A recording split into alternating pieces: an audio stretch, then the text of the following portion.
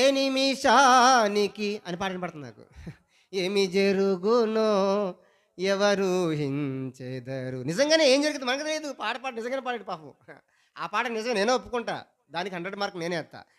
ఏం జరిగిద్దో ఎవరికి తెలీదు. కాబట్టి దాని కొరకు మనం ఏం కలిగి ఉండాలి? మెలకువ కలిగి ఉండాలి. అది కదా! ఇప్పుడు ఏం జరిగిద్దో అనేది మాట కరెక్టే. ఏం జరిగిద్దో? రాత్రంతా అదే వాయించి పడేశారు. మళ్ళీ పొద్దున 5 గంటలకు పెట్టారు. నా నిద్ర లేకుండా పోయింది. ఎక్కడ పడుకుందామనుకున్నా. చూడండి ఏం జరిగిందంటే మన మన దేశాలు, మన ప్రపంచంలో మానవ సంఘాలు ఎటు వెళ్తాయో తెలీదు. ముందు మన సాయం పనులు ఎటుపోతుందో మనకే తెలుత్తలా. దేవుడు రక్షించడానికి, దేవుడు బాగుపరచడానికి, దేవుడు స్వస్థతనివ్వడానికి, దేవుడు తన ప్రజలను రక్షించడానికి ఆయన ఏరుకొని, కోరుకొని తన దగ్గరికొస్తే ప్రజలు కాళ్ళు తంతున్నారు. అన్నం ఎక్కువైన వాడికి తంతే పాయసం పెడితే ఏం చేయాలి? కాళ్ళు తంతాడు. దేవుడు గ్రామాన్ని రక్షించడం కొరకు ఒక న్యాయము, నీతి, యథార్థత, వాక్యము, శుద్ధ హృదయం కలిగినటువంటి ఒక సేవకుడిని తాను పంపించినప్పుడు ఎంతమంది ఉన్నారో నాకు తెలీదు. కానీ నేను చెప్తున్నా. కానీ పంపించినప్పుడు ప్రజలు వింటూ ఉన్నారు. వ్యక్తిగతంగా వింటున్నారు.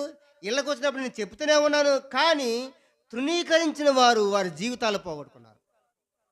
అప్పుడు ఏమైంది చెప్పండి?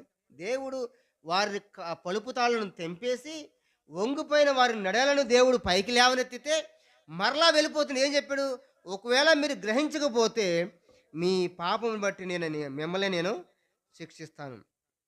చూడండి ఇంకేముంది? అక్కడ మంచి మాట చెప్పాడండి. 26వ అధ్యాయం 23వ వచనం. లేవికాండము 26వ అధ్యాయము 23వ వచనం చూద్దాం. 23. ఆ! హ్మ్. ఆ! హ్మ్.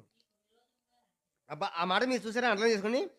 శిక్ష మూలంగా, శిక్ష మూలంగా మీరు నా ఎదుట గుణపడక అంటే మీరు మనసు మార్చుకొని నా వైపు తిరగక అని అర్థం. గుణపడక అని అర్థం. అంటే గుణపడక అర్థం ఏంటి? తిరిగి ఆయన వైపు రావడం అది. శిక్ష మూలంగా మీరు నా ఎదుట గుణపడక అంటే మీ గుణాన్ని మార్చుకొని కదండి, మీ మనసును మార్చుకొని, మీ ప్రవర్తన మార్చుకొని తిరిగి నా వైపు కనుక రాకపోతే ఏమవుదంట?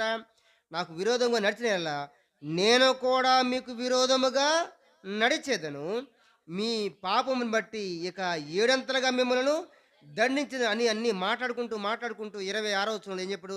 నేను మీ ఆహారమును అనగా మీ ప్రాణాధారమును తీసివేసి తరువాత 10 మంది స్త్రీలు ఒక్క పొయ్యిలోనే మీకు ఆహారము వండి తూనిక చొప్పున మీ ఆహారమును మీకు మరలా ఇచ్చెదరు. మీరు తినెదరు గాని తృప్తి పొందకుండా ఉంటారంట. పొందదురు కదండి. ఏమన్న తర్వాత నేను ఇలాగూ చేసిన తర్వాత